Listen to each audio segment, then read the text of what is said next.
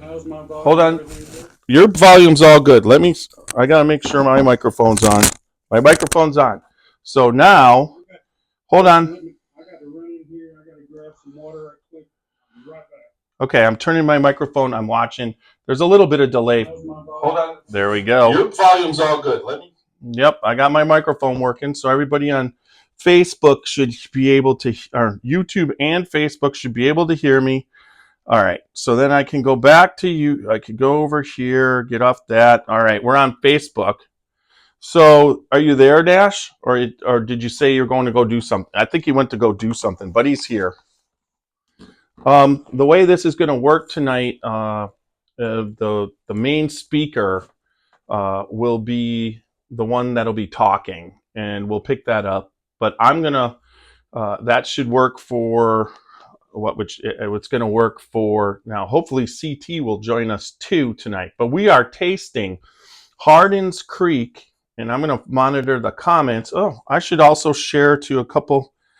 I'll finish. Hey, Kevin, thanks for watching, checking in. But I'm going to also quick before we get going. We're live on Facebook, we're live on YouTube, and we're going to do the podcast once it gets going. Everything's set up. So the way the actual, because of the fact that I'm on YouTube and then the screen's going to be showing, I have it set up so whoever's talking is the one up there. So if Nash is talking, you'll be able to see him direct on YouTube. But if I'm talking or whatever, so you'll be able to see that. But tonight we're tasting Hardins Creek. We're doing it blind. Nash has it set up. His internet, I think, I want to say that he's here right now. I'm not sure if it boosted down or not. Let me see. Yeah, Nash is with us. He's just at the moment. That's weird. At the moment. There we go. Yeah, he's just not there at the moment. So I'll keep talking. But I'm going to quick share to, I'm going to send some things out in Messenger to some people. So, your channels. All right. All right. Chris Thompson should be joining us. I know he said he's going to be late. You there, Nash? I thought I heard him. But I'm just sending it out to some people if they want to watch. I like to send a quick.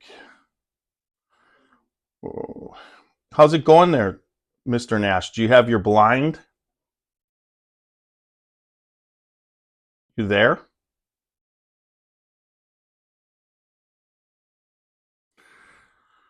Well, one of the things I could say is that we have what did I want to say? We've started the Chicken Cock fan club, and I don't know what's going on. You guys, I don't get to see the screen at the moment, and I'm just sharing this to people who might want to join in and watch us.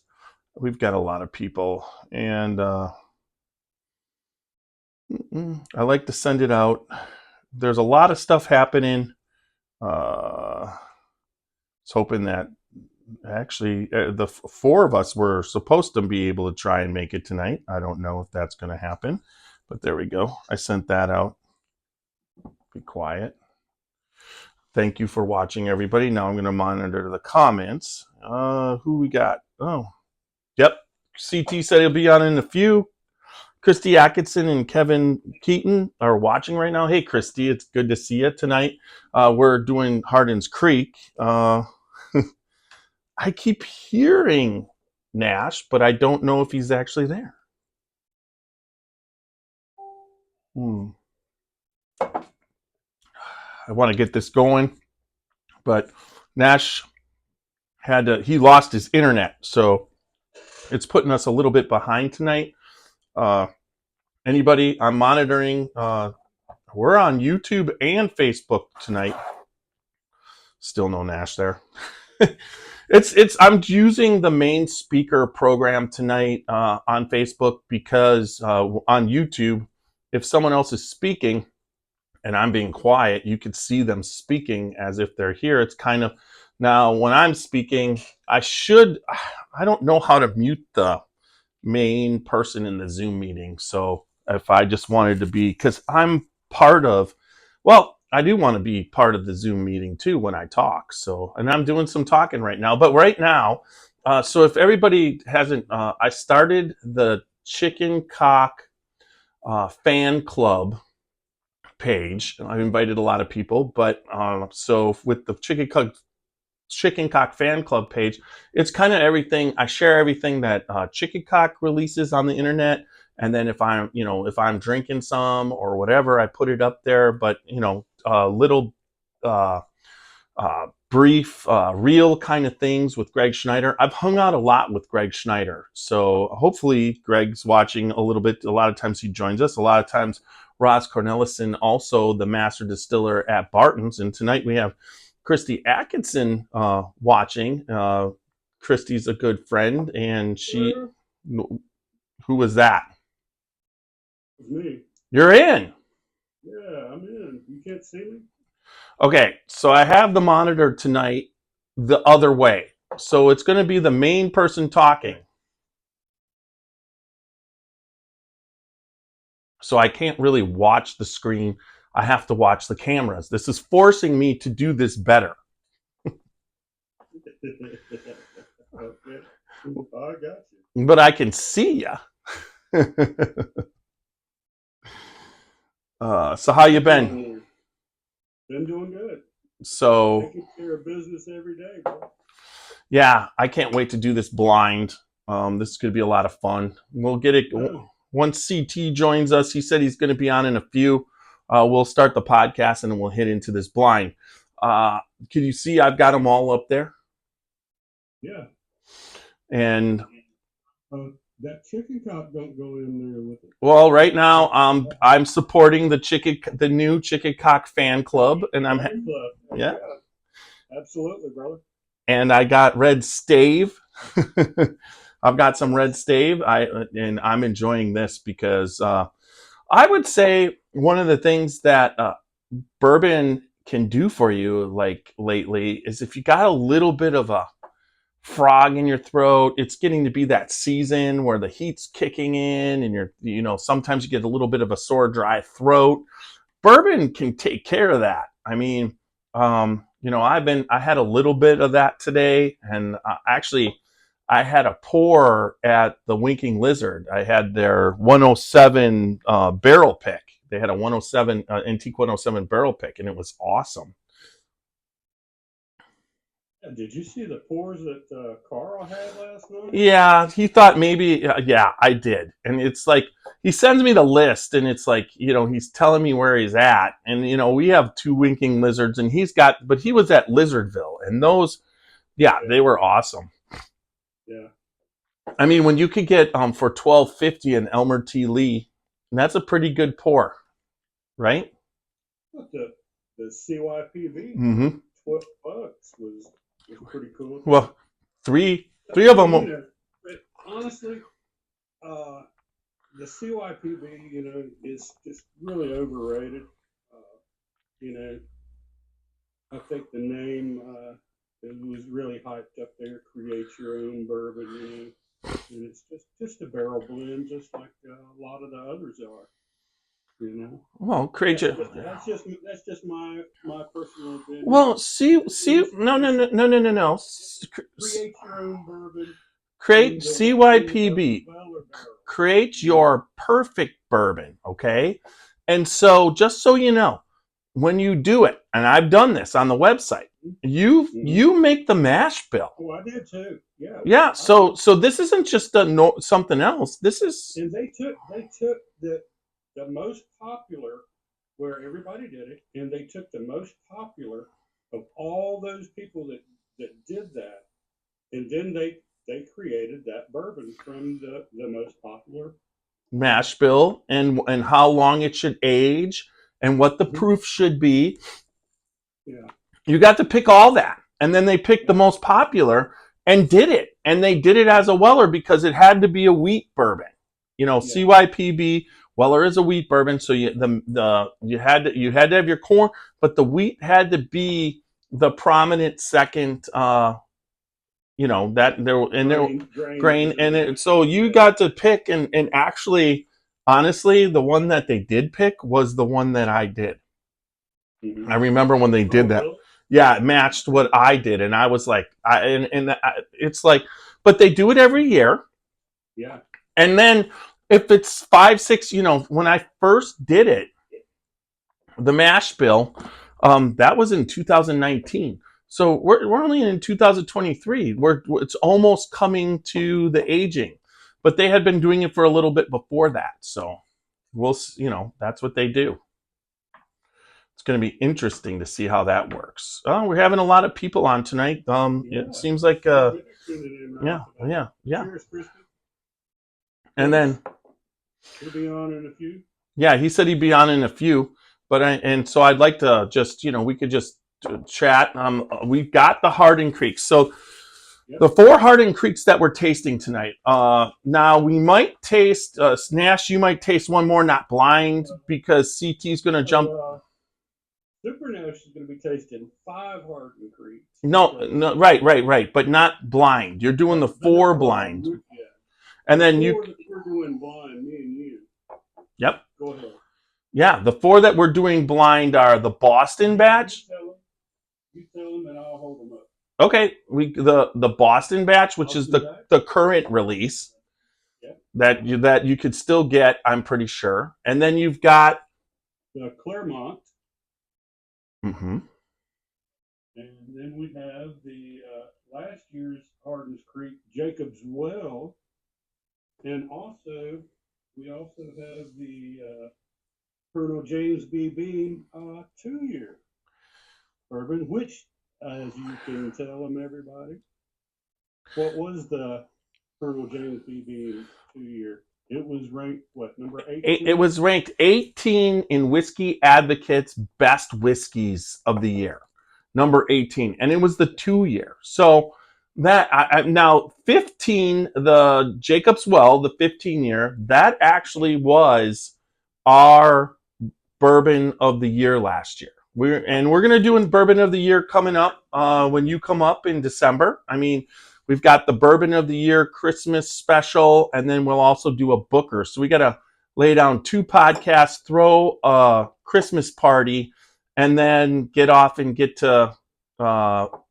Dayton and then into Kentucky. Should be fun. Absolutely. Should be fun. Should be. So we've got the 4. They're blind.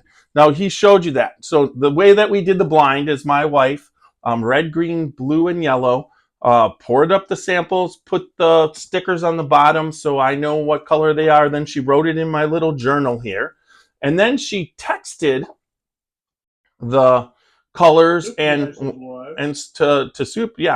Mrs. Nash, Super Nash, and she matched it. So we're going to be tasting blind and talking about that equally in a couple minutes. And so we'll explain how that's going to go here in just a few minutes. We'll go into that. We'll delve into that a little deeper there, won't we? Right. You just now you're monitoring the Facebook, correct? Yes, I am. I could see it says Super Nash is watching. So I'm gonna. All I can see is that 8 people are watching. Yeah, well, it tells me as I go because I created the live who's watching as they come in, who's watching. But yes, here we go. I'm ready. I know that I went ahead while I was online working through my Charter Spectrum modem problems. I was like, well, I've got to start sipping on something because it's getting close to going live. So I went ahead and cracked the seal on my Hardins Creek Frankfort. And let me tell you, this 17-year, it really packs a punch. Yeah. So much flavor. It's like peanut brittle. Mm. Peanut brittle and a creamy Werther's caramel candy. Yeah, it happens to be the one that I gave away. Yeah, CT's lucky, and quite frankly, he deserves it.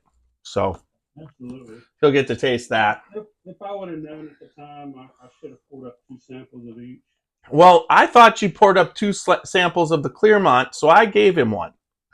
It turns out it was one of each. Yeah, So, because and we found out why you gave them one is because one of those bottles that because I've sent up like about 14 or 16 samples in that box. I remember now, and one of the samples just happened to leak a little, and here comes CT now, and he's coming I in. think one of the labels smudged a little, so that's why you kind of thought that I gave you 2 Clermonts. Is that not correct? Yeah, well, no, I just didn't pay that much. Thanks. No, I was just dumb and didn't pay attention because I didn't realize that there had been 2 releases. I only thought that was the first release. I just was out of it, you know. I got to figure Yeah, out. Christy said she's Spectrum's updated and she had the same problem as me, so she actually had to log on with her phone. But Ah, yeah, I actually Christy, I called the guy up. I said, "Look, I got a big podcast." I said, "I'm going nationwide."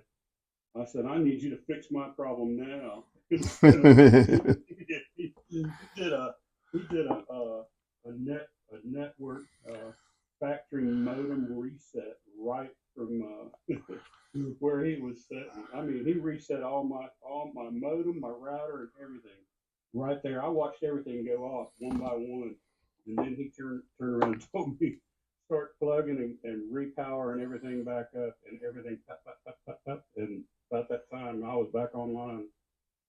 So, but no, yeah, he told me they were having a big problem and doing a lot of updating. So, okay. Oh, there it is. All right, it says Alabama song. That's Alabama song. I'm looking for the Scotchy Bourbon Boys. I gotta oh remember what I. no, CT's going through the unwrapping of the cellophane. Yeah. There we are. There's CT. He got it pretty easy though. All right. Nothing like the problems you ever had, Jeff. I'm going to try. Let's see. I got to see about this. Let me see. I think this is right. Let me just see. Oh. That's right. It's right. All right. That is just like, that's the only way I'm going to get that started. Unknown artist. There we go. I should just dump. Hey, how was your day, brother? Good. How about you? Awesome, man. Just got done playing football with a bunch of sixth graders, so that was fun. Oh wow, cool. Yeah, my hamstrings will feel it in the morning. There you go. Yeah, for sure. Welcome in, CT. We're live, and I'm getting ready to start it now. Me and Nash behind your back poured up four of the expressions for Hardins Creek, and it's blind. So we're going to be doing a blind one. So I'm going to want you to do some narrating. Okay.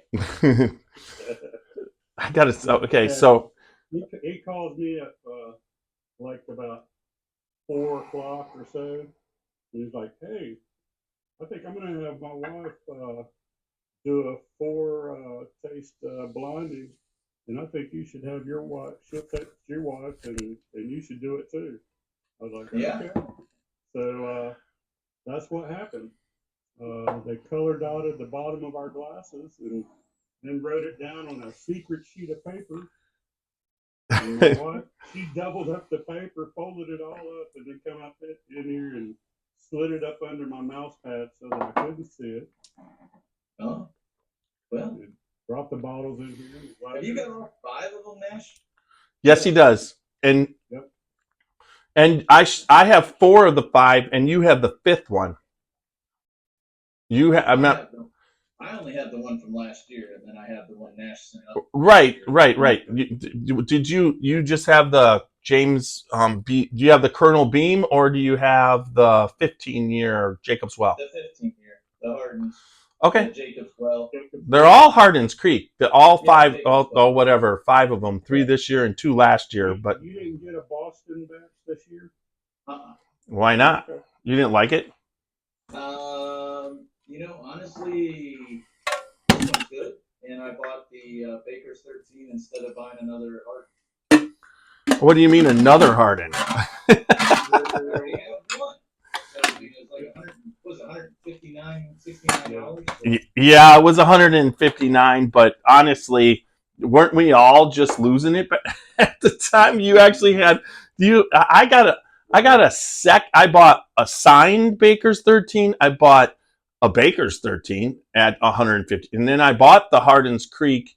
I did pass on the Knob Creek 18 because I thought that for my palate it was tasting on that level of oaky. But some people would love that.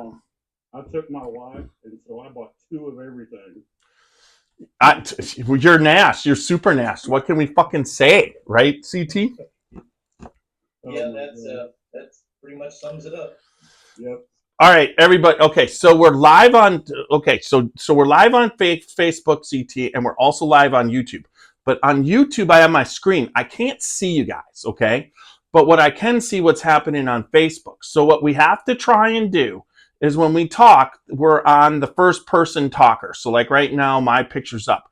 But whoever talks, we want to have them talk for a little bit while we're all quiet, and then so it's not switching all around and it goes from one person to the next. We're going to try and take turns tonight. You want to try? I think we can make this work. That means CT, you have to talk more. How about okay? Sounds good to me. Yeah. I'm sorry, I don't have any Rice Krispies tonight. No. Well, I need some Rice Krispies and some good old Liqueur 43. Kev, I think my wife's got some cinnamon toast crunch in there, though. I'm out. And you have plenty of E.H. Taylor, but that has ruined my palate on Amburana finishes. I can tell you that. Oh, I bet. That took the Amburana and like blew it into orbit. So now I can't. It's hard to stomach. Oh, I bet. All right, I'm about ready to do it to about 4 other cereals, so I'm sure by the time I'm done with it, I'll have like such a very few bourbons that I actually like, but we're gonna have fun with it. it's gonna cereal Rex, yeah. What are we gonna? You have to have me down because my favorite cereal of all times is Kellogg's Sugar Pops with the cowboy lassoing. I just love that, and the fact that our Elijah Craig pick has that finishing note on it. I was picking it up. I'm ecstatic about that. Yeah, I like Sugar Pops. They're yummy, and there's plenty of stuff that goes with them since it's a corn, based cereal. So we'll think about maybe we'll just have to do our barrel pick with it when that comes in. That's what we'll do. You have me down there, and we'll eat some Sugar Pops with Elijah Craig. Our honey corn pop pick. All right, so I think we're getting ready to go. Sorry, Kevin. I'd love to give you 2 of everything. That's what I saw that. Then I'd have none. Wait a minute, Nash. You got the 2 of everything. You said. Yeah. Well, Super Nash Kevin says Super Nash give me 2 of everything. He's the man. Yep. So I could give you 2 samples of everything. He will. I know, because he does. And then I have so many samples, I could just... Yeah, but like Tiny, you probably wouldn't be able to finish them in a lifetime if I sent up 2 samples of everything I had. Nope. I can't even finish what you send up, and it's probably a quarter. I'm already at a lifetime. I like your sample mini bar. I like my sample mini bar too. All right, so let's get the podcast started. Let's get it rolling. We'll do the 30-second thing. So I'm gonna hit that, and we gotta wait for ad that I can hear, and then we'll hear the music and get it going, right? Right. That was interesting.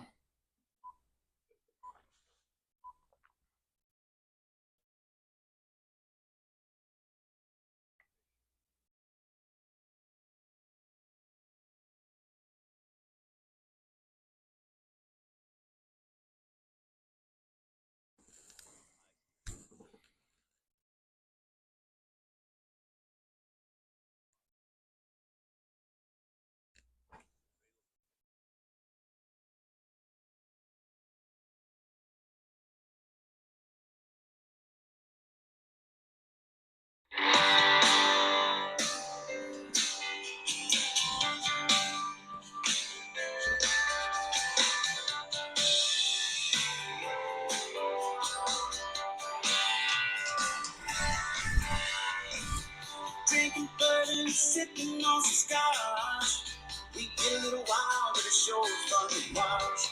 We love what we do with drinking and food. And it's all so sweet, but we're telling the truth. Yeah, we're the Scotchy Bourbon Boys. Raising the hell and making some noise. Yeah, we're the Scotchy Bourbon Boys. We're here to have fun and we hope you enjoy.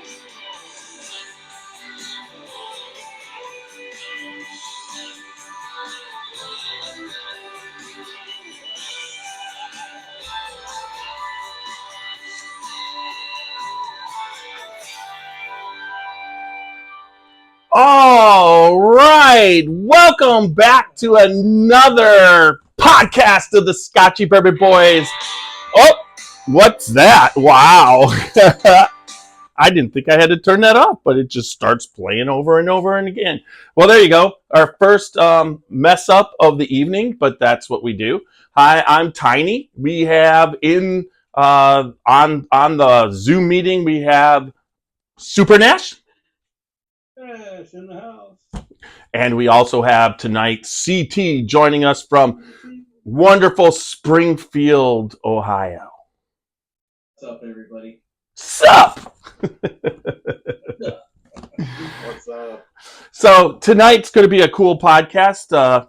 Just remember, we're the Scotchy Bourbon Boys. We're going to be blind tasting, me and Super Nash, and then also CT is going to chime in a little bit and then also participate because he has a couple expressions of Hardins Creek. But we've got 4 Hardins Creeks. We'll go over it as soon as we get going, and we'll go over which one, how it's going to work once that gets going.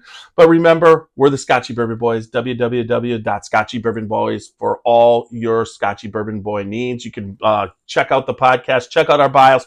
Hey, CT, I need your bio. You got to send me the bio. I got pictures, but I need the bio to update you on the website, all right? You need a bio on me? Like I'm just...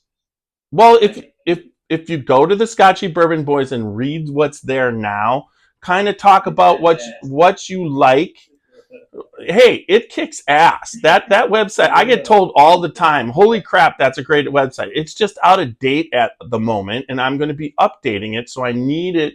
Your whiskey bio, that's what I need. That's what I'm going to need. So just write a couple paragraphs of your favorite drink. Now, see, for me, that was easy. For you, that's almost impossible. You have so many different drinks. Not even going to be possible. I'm just going to have to say it's probably a Kellogg's cereal brand. There you go. Exactly. Whatever. Just make it fun. I need one from Whiskey too. He might join us tonight, but I don't think he is. But then also, just make sure you follow us on all the major podcast formats. However you listen, we're there. Spotify, iHeartRadio, and then also Apple. And then check us out on all the major social media: YouTube, Instagram, Facebook, X, and I think that covers it, right? Join our Facebook group, the Scotchy Bourbon Boys. Follow our Facebook page. Check Jeffrey Mueller or Chris Thompson or Martin Nash's personal. We are always posting reels on keeping the Scotchy Bourbon Boys up to date. You can find us there. And, it's just been really kind of a cool last month and a half, wouldn't you say, you two? Absolutely. Man, all the festivals, the trips to Kentucky, trips to Ohio, all the bourbon tastings, man, you name it. All the bottle releases. Oh my gosh, the distillery's been releasing bottles left and right the last couple of months too. So, yeah. Yeah, I was going to say the same thing, Nash. I think that the releases that are going on are crazy. Of course, in Ohio, we've got a lot of single barrel picks that the state's doing, but there's just been a lot of good things being released by the distilleries. It is that time of year of the allocation season, I guess you might call it. And people are out there hoping that standing in line at Kroger, or Giant Eagle, or whatever, that they might get a Pappy or they might get some of this. But there's a lot of other good bottles out there. it's hard to get them all. Yeah. Absolutely. And it's the Pappies and all. They're not just the ones like you just said. There are tons of other bourbons and whiskeys out there that rival the Pappies now. I mean, these distilleries have been stepping up their game, and they've had to for the last several years in aging their stuff, and doing the mash bills and doing what they need to do, putting it in that barrel years ago to be able to release it now, and it stands up to some of the Pappies and the Wellers and some of the other top name bourbons that people are stepping all over everybody trying to get in line and sleep on top of each other outside the stores and the distilleries trying to get them right. Yeah, the last week or so, real quick, I've been standing in line trying to get JTS Brown to fill a barrel.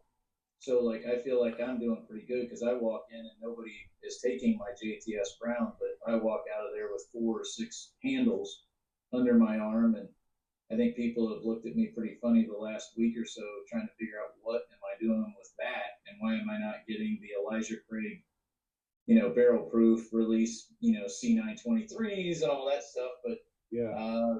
there's a lot of stuff out there. I mean, a lot. I saw Elijah Craig toasted on the shelf the other day, and I'm like, I haven't seen Elijah Craig toasted on the shelf of a liquor store at MSRP in a while. It's just not. It usually goes the day of allocation. Mm-hmm.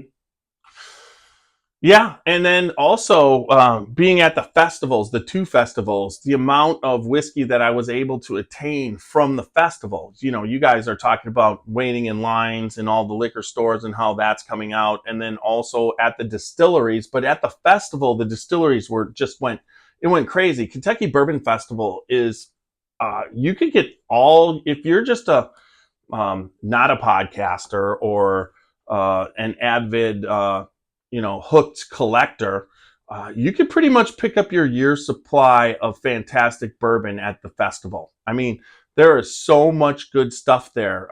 Between what Preservation released with their Rare Perfection, and you get to taste it all before you buy it. I mean, where could you taste everything? We got to taste Hardins Creek. We got to taste the Boston batch. We got to taste the 18, Knob Creek 18. You got to taste it. Plus, wherever you were, Heaven Hills, their 17-year-old in, the rare oak barrels that they had, and then French oak also. That particular thing, they let you taste it before you bought it. And so if you're spending $149, it's kind of good to know what you're tasting. So being at the festival, it was fantastic. And I walked away with the most multiple $100 bottles that I didn't think that I was going to do this, but there was so much available. It was just an awesome thing. And then the same thing at Bourbon on the Banks to pick up that Carter from Bardstown Bourbon Company. I mean, it's sold out now. I mean, they only had a certain amount and it's gone. And, we walked away with that bottle at Bardstown, the Carter, and then heck, we're leaving Frankfort and we stumble across the old Carter at a Kroger. So, we know how hard that is to find because, Nash has got 1 or 2 of them or however many he's hidden. But, that's not a bottle. On the way home. Uh-huh. I picked up 2 on the way home. I Yeah. picked up a batch 9 and I picked up the batch 12 bourbon. Yeah. At my favorite little liquor store right before I crossed in Corbin, Kentucky. Which I'm not going to say the name of the store because there's several of them there now. But this guy, like I say, he puts it out there at a good price, and it's a big place. And I always like to stop there, and I stopped there, and he had like 5 of the batch 12 bourbon. He had 3 of the batch 12 rye, and had 4 of the batch 9 bourbon, and had 2 batch 10 bourbons left. That was just of the old Carter. I would screw all those other batches. Just get batch 9. That's what you should have bought all 4 of those. Well, I told you I picked up a batch 9, Yeah, you did. but I had to pick up the batch 12 bourbon to after tasting it. But I didn't get it quite the price that you did in Ohio. I had to pay a little. We weren't in Ohio. I mean in Kentucky. Yeah, but we were surprised at that price. That's why CT picked it up. Yeah, I was just like amazed. I was like, oh my gosh, I was already gone the other way when I got that text. Well, yeah, believe me, we walked around that Kroger for 20 minutes looking at different things, and we go to check out, and I tell Jeff, I'm like, look behind the counter. That's not expected. They had the 12 bourbon, the 12 rye, and they had one other one, I think, didn't they? 11. Yeah. All right, so that brings us to I mean, honestly, the like I said, the last month and a half between Bourbon on the Banks, and then I went to the Ohio. I went to the Ohio Craft Distillery festival. So I did 3 festivals in 4 weeks. Hold on, that brings me up to one other bottle. Just last week, here in South Carolina, because I stopped at a place over in Greenville, and I was getting ready to walk out because I didn't see anything that they had. And then all of a sudden, I looked behind the counter, and all of a sudden, there sits a Baumburgers. This year's version of the Baumburgers. Whoa! And it was $119.95. I snagged it right off the shelf. I was like, whoa, back the truck up. Yeah. I was about to walk out. I told the girls that I'm about to walk out, and all of a sudden I noticed that Baumburgers behind. I said, yeah, that's the last one we have. $119.95. I'll take it. Yeah.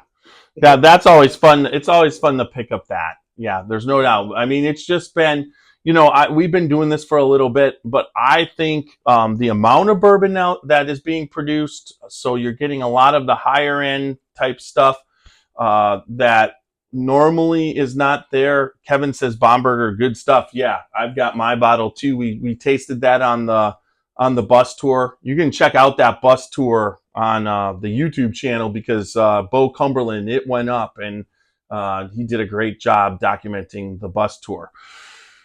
But okay, so one of the things that we got was the Hardins Creek Boston bottle. So tonight, what I want to do is explain that me and Super Nash are going to do a blind tasting. Now, blind tastings to me are just always F job. I mean, I swear to God, the blind tasting of Old Forester, I did number 1 was an anniversary edition, but there was 3 150 anniversary.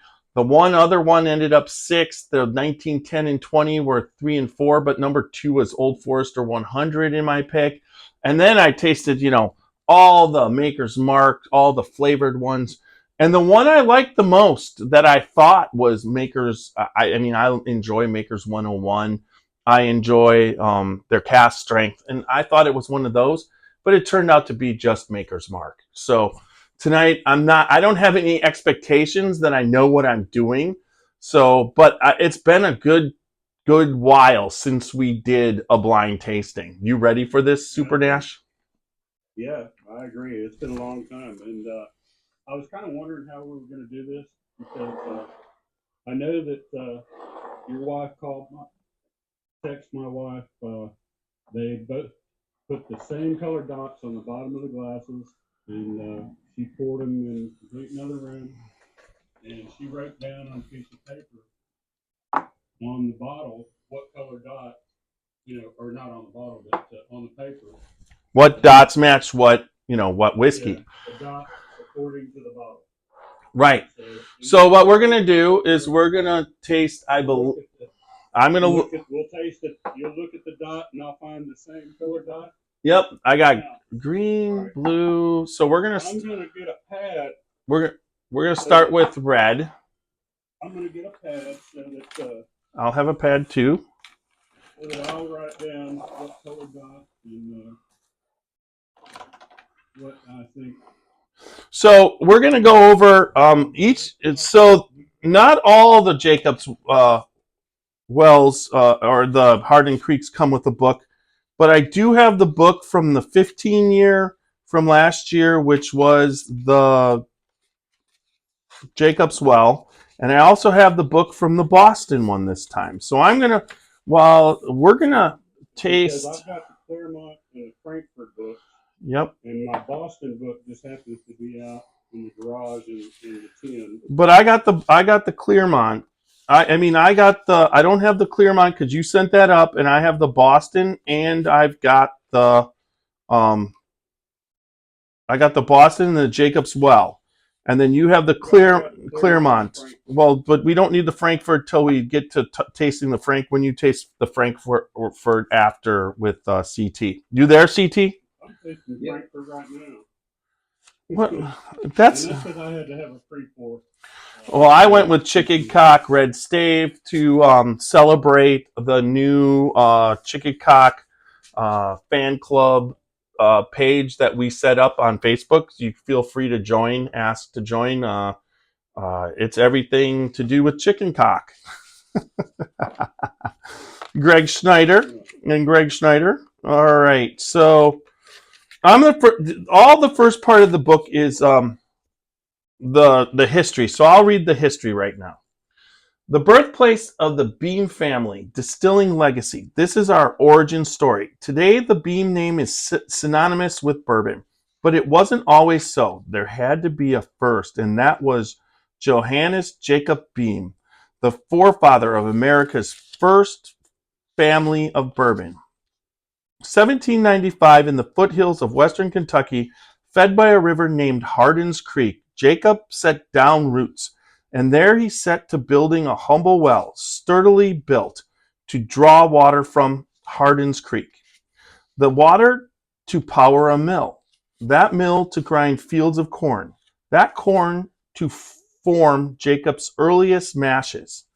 Unassuming beginnings that would inspire a legacy measured in centuries. A single source from which our whiskey making expertise has flowed from generation to generation for over 225 years. Each distiller taking a turn, building on the foundation laid by their forebears before bestowing that honor upon the next generation. Our legacy of tapestry of expertise and experience, a legacy that belongs not to the individual, but rather to all who have had a hand in making it. After all, our family's story is the story of American whiskey. It belongs to all. Every edition within Hardins Creek will carry this honorable charge to chart the ever-evolving journey of American whiskey from its roots through to what it could be. All right, so Jacob's Well was our bourbon of the year last year for the Scotchy Bourbon Boys. That you can go back and check out that podcast. That was a cool podcast. Super Nash, you came up for that, right? Yeah. Yep. Our first edition pays tribute to the well Jacob built in 1795, the foundations of which are visible to this day. A blend of two ultra-aged expressions, one regular mash, the other a high rye. Precious barrels laid down years ago by other hands, intuitively hand-selected and blended today to achieve a unique depth of flavor heretofore unknown. It is the distillation of our family tradition, blending centuries of expertise with our vision from the future. Our whiskey's passing through new hands, and now to yours. Legacy is always in the making. So, there's tasting notes, and I'm gonna. We might as well throw them out because maybe we'll taste them in the blind, right? Rich amber with burgundy highlights. That's the color. The nose, sweet vanilla and caramel paired with hints of rich oak. The palate, forward oak and char married with stone fruits. Finished smooth with lingering notes of vanilla and brown sweets. All right, so there's the Jacob's Well one. And now going forward, Nash, when you read the next one, you just read from the Clermont, you would just read the notes. Okay? Did we lose? The tasting notes? Yeah, we don't have to read the book again. Yeah, exactly. I read the book. Let me get this out. All right, so the first one we're going to taste is red. I can't F that up.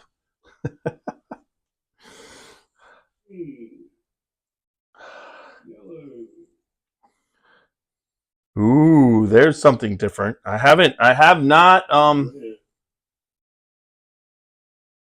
the nose is there's definitely Jim Beam peanut.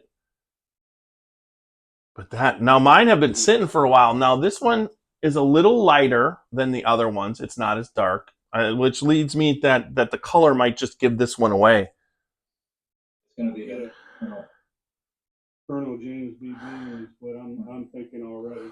The 2 year. You can almost smell just a little bit of that ethanol in there too. That young. I don't get young. Lots of peanuts. That's delicious. Get off of it. What? Say that again. Say that again. No, don't say it again. Lots of Cashews. peanuts. Yeah. Peanuts. Yeah. Did we ever have it? What was peanut butter? Did we ever have a discussion about this? CT? No. Peanut butter? No. It's just how I say it. I think one time I was on a podcast where some people say peanuts and other people say peanuts. Sweet up front.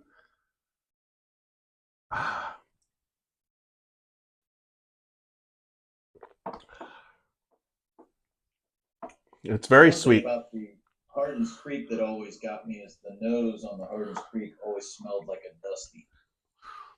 As that. So you should rephrase that. I don't think it's That's Jacob's Well, not Hardins Creek. No. I think you're right, but so a dusty is old, refers to like it's been sitting in the bottle for a long time. But when you crack that and it's preserved properly, this tastes exactly what they're talking about. It's whiskey distilled, because like in Fred knows when he was talking to us about what this distillery they're able to do. They're able to actually distill the product, and not interfere with so it's more of that rich history and distilled more like it was in the like when the Dusties were being made, right? Because definitely with Jacob's Well, you get that really just very noticeable. The nose is just like gives it away for me. Yeah. I have not had the Colonel, the 2 year, because that's the yellow bottle, right? That's the 2 year. Well, yeah, that's this one right here. That's sitting up front. It's the 2 year.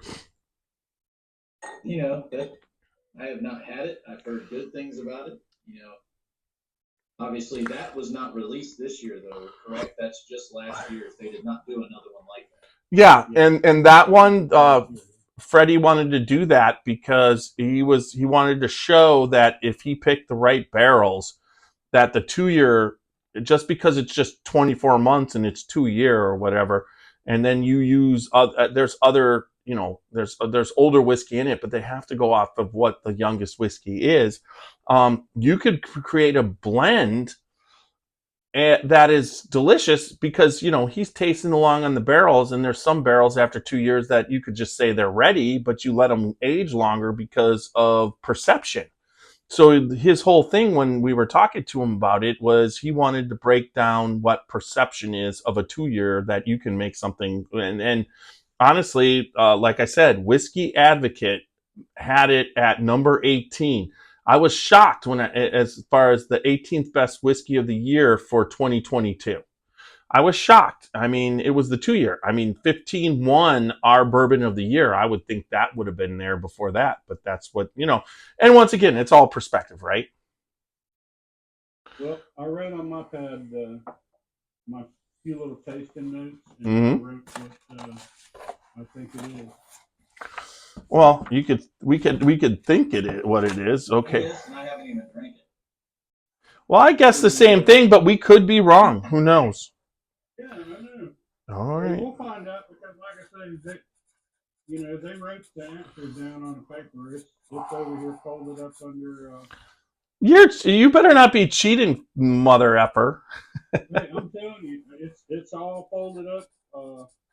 I can turn this camera on if I need to. You All do. right, you guys better move on to the next All one. right, we're on the next one. The next, Under the the mouse pad and has not moved since she put it under there. so that's blue. So the next one is yellow.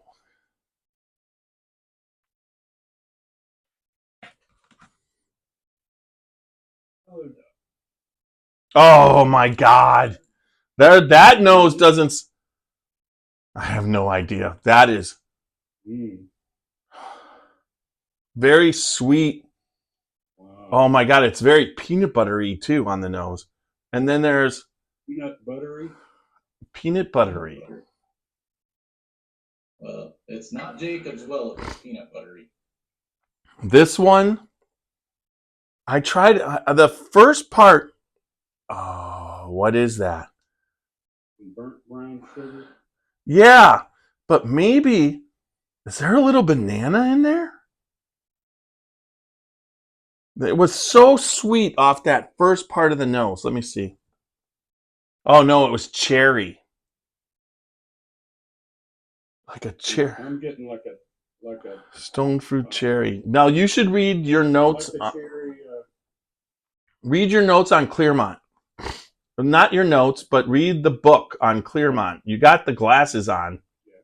Welcome to Clermont, the first of 3 special releases within our Kentucky series. Born in Clermont and bottled at the grand age of 204 months, this rich amber liquid is notable for its nose of burnt sugar, palate of caramelized oak, and a lingering warmth to the finish. It couldn't come from anywhere else. The nuanced terroir of microclimates shaped by the rigid and rolling hills, the cool wind against the shelter of the valleys, pockets of rack houses close together, swathed by thick woodland, aglow year-round beneath the strong Kentucky sunlight, the unique contours of Clermont discernible in every pore, legacy is always in the making. How many months? 104 months. 104 months?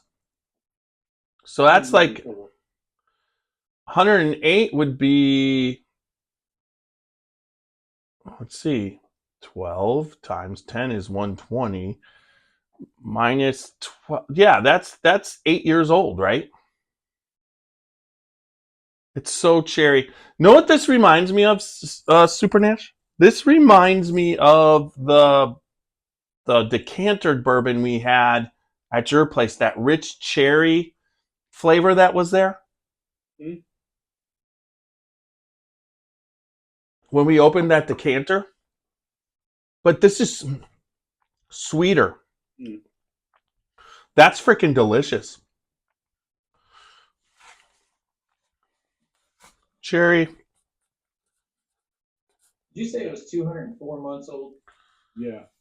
That's more like 16 years. That's almost 17 years, Yeah. And that's the Clermont? Each one of these releases were supposed to be almost 17 years. Yeah. Yeah, and that one you got, I'm glad I was able to share that with you, CT. We probably should have split both of them in half, but I didn't realize they were different. Oh, wow. That's delicious. I'm going to tell you.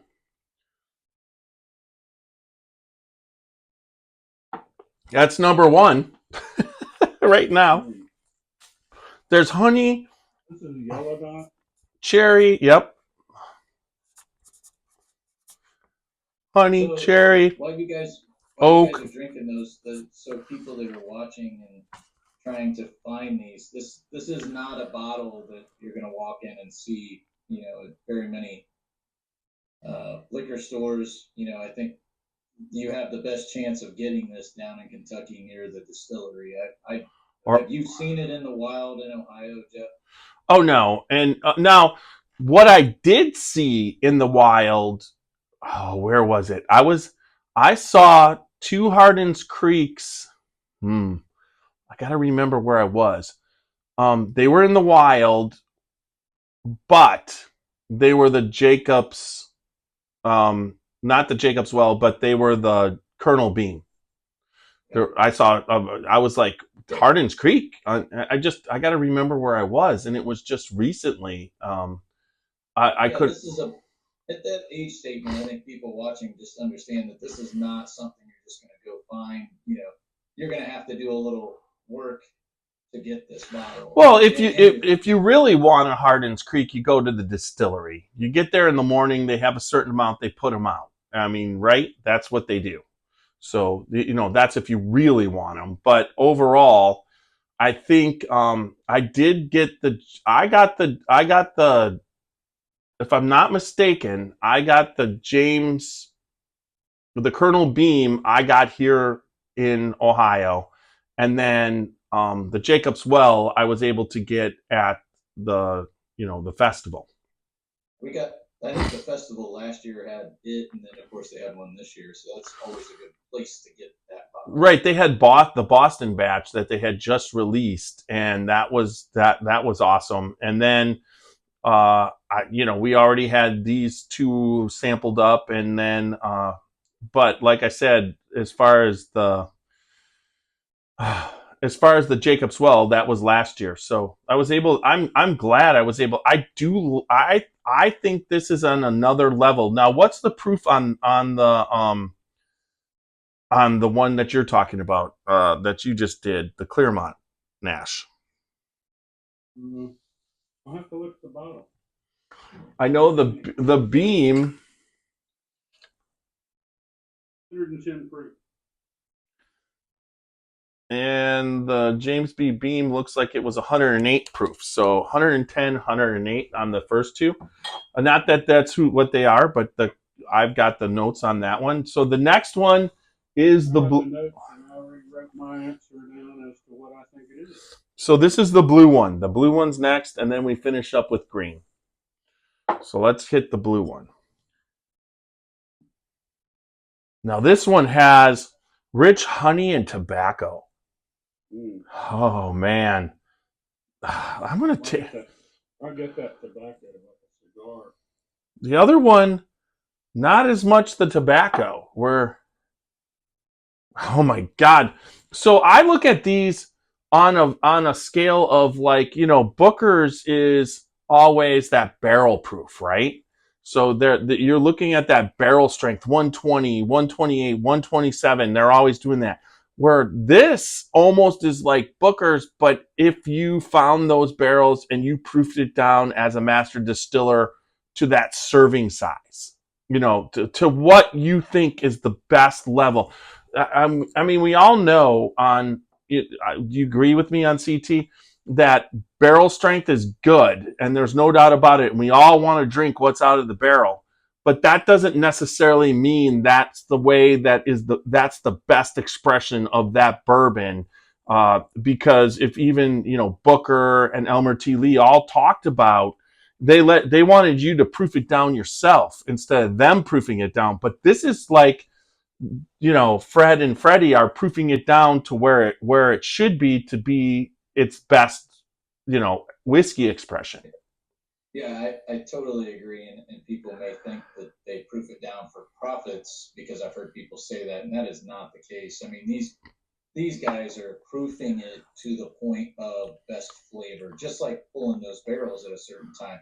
Somebody may think, oh man, and we've heard different distilleries talk about it, like, oh, you got to wait till it's 8 years because at 8 years, but at 7 years, 2 months, it's actually tasting the best it's going to taste. And so I think with proofing, they're going for the best flavor that works with it. So yeah, I mean, I think that whether it's 110 or 120 proof, still pretty potent. And I would much rather them do it honestly and know that it's at its best than allow me to try to do it with a water dropper and I'll never get close. Well, and then also just know that like the master distiller, who you're talking Fred or Freddie, you're talking, and then they have a team of people. You even when you're at Heaven Hill, you're talking of what was her name, Tawny. You're talking about these teams of people who taste bourbon all along, and that understand what people like. Now, this next one, the blue, I don't know, but this is freaking amazing. This has vanilla. It's got a creaminess Yeah, that the other, that was my first note. Vanilla, and it's got honey, tobacco. and a creaminess that is unbelievable. It's so not offensive to the back of your palate. It's not the harshness of like a whiskey. It's definitely the spice is muted. I mean, this is something. This is special right here. Very, very little spice on the forefront of your tongue, and it doesn't even pass over. Where the spice is on the back of your throat, like on the finish as it goes down. Really nice. That vanilla is probably the strongest, and then Slightly warm hug. I mean, it's not a good warm hug. This is something like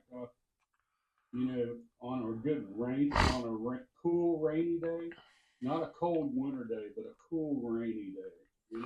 yeah, delicious. I mean, and then I'm getting a cigar finish. I'm getting, yeah. It's like a really good Swisher Sweet, good cigar. like the one we smoked with Stephen Fonte. Yeah. Like that kind of like left a good taste in your mouth. I think this would be good to have a cigar with, right? Yes, I agree. I think this is since we went. I mean, this is number one. This is up. This is a special bourbon This is like a cigar blend to me. that everybody goes to. Speaking of cigar blends, did you hear CT that they're releasing Penelope cigar blend tomorrow? Yeah. You heard that? Oh, well, Dan and I talked about it at the festival that they were going to be doing some stuff with it. So are you interested in it? Did you taste it at the festival? No. So the Penelope I tasted at the festival was the Rio. And they had the Valencia that's released. Is that what it is? It's coming. That's released again. That released last year. But the Rio is the one that's got them so much, people are going absolutely ape shit over.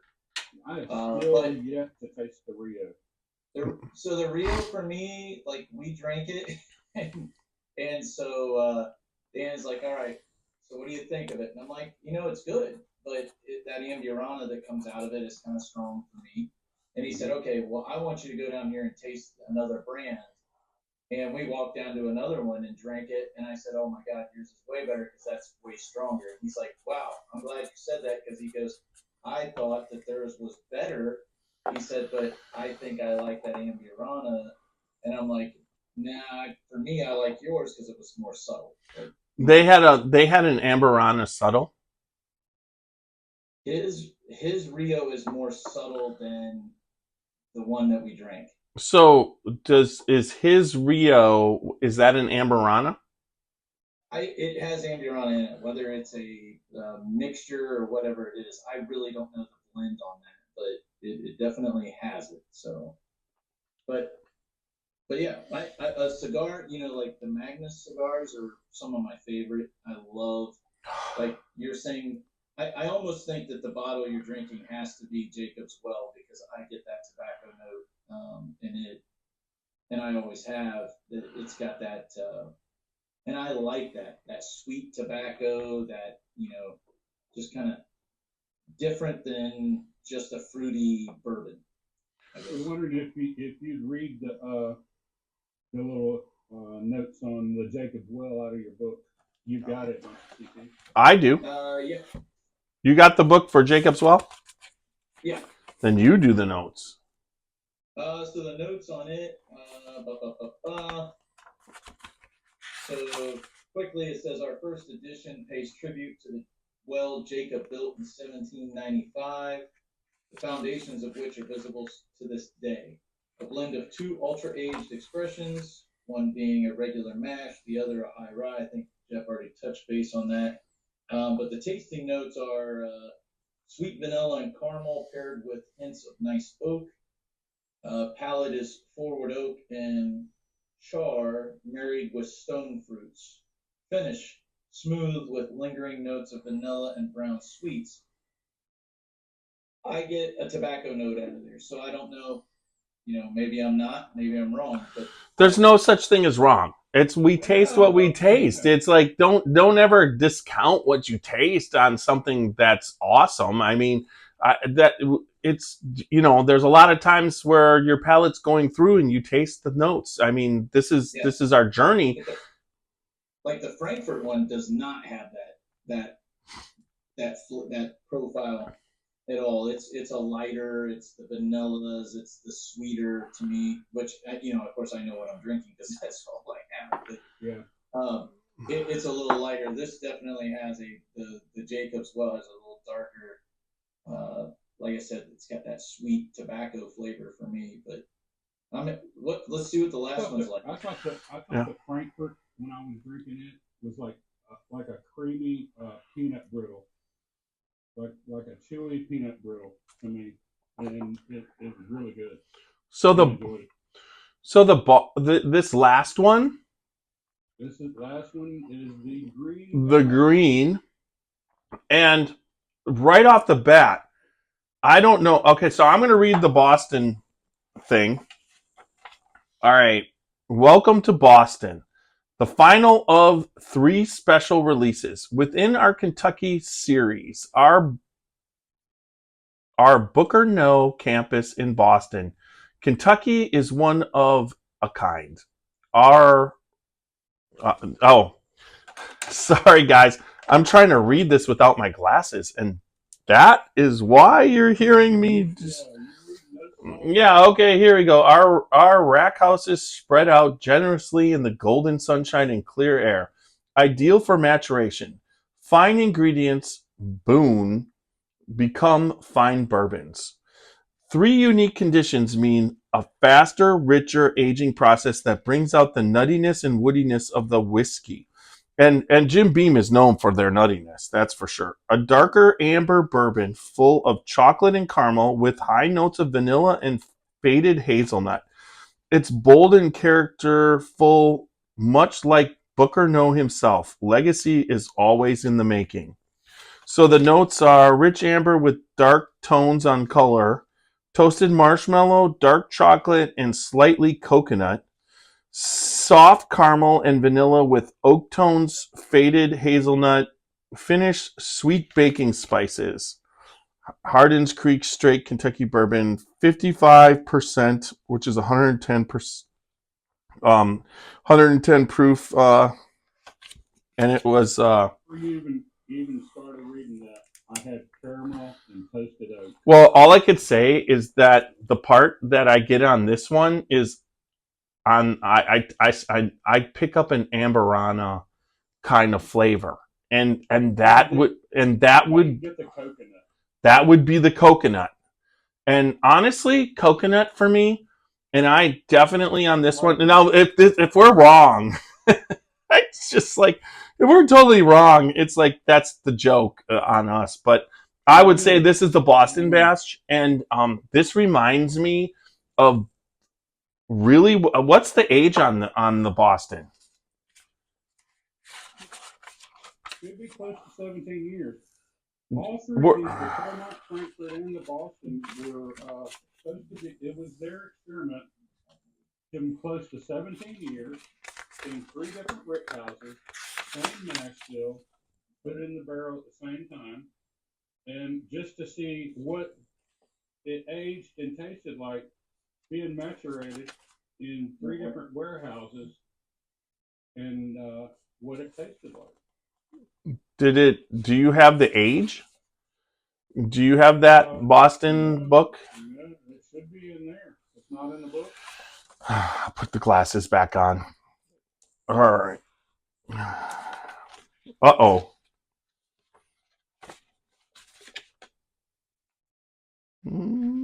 Frankfort, Boston, our home, our 3 campuses. Where did you get the 200 month? Mine was in the very upfront of the Clermont story. Okay. Yeah, we're having dead time here. And as it takes over, Booker Note situated at the very heart of this edition. Ours is the sole hands responsible shaping unique typographical Frankfort, Boston. And touch on the proof of the Jacob's Well, but it's 108. 108 on that. Yeah. I think all three of these, the Clermont, Frankfort, and the Boston, are all 3 110. Mine says it was the grand age of 204 months, and it's like the second paragraph right up under where it starts out, Clermont. You don't have the 10 in there? The what? All my 10s are in the other room. I've got the 10.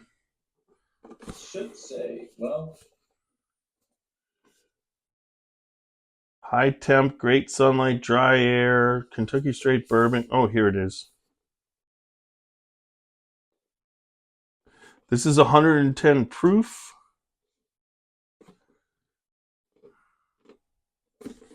but it doesn't have an age statement on the 10.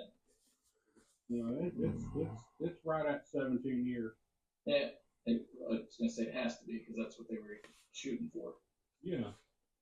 Yeah, because that was the experiment, was for all three of these batches, like I say, 17 years, different rick All right, houses. They're 3 different rick houses. you guys need to put these together and let's put a guess together. I got mine together. Okay. All right. Okay. So everybody knows, I said red dot was Colonel James B. Bean. Blue dot was Jacob's Well. Yellow dot was Clermont. And green dot was Boston. And it's all written down there for proof. How about you, Tony? Ditto.